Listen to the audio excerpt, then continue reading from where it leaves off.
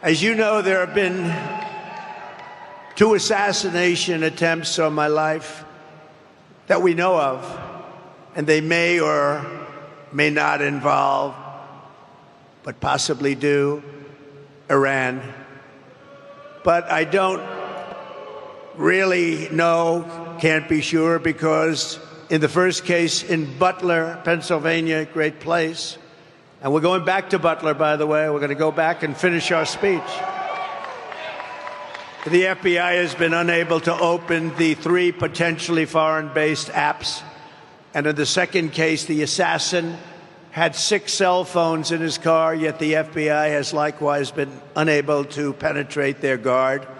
Shouldn't be tough to do.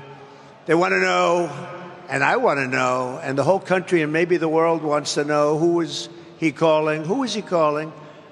In the old days, the FBI and the DOJ used to capture people before anything happened. In current days, the upper echelon of the FBI is all talk while they focus on the sitting president's political opponents. That's what they're doing. They spend so much time. We won the case in Florida. It's all a big scam. It's all against a political opponent, me, who's doing better in the polls than anybody else and should be hopefully able to recapture the presidency in 41 days and make our country great again. But all they focus on is their political opponent. But they must get Apple to open these foreign apps, and they must get Apple to likewise open the 6 phones from the second lunatic, who's a lunatic, and open them immediately, because we have a lot at stake, whether it's me or any other former president.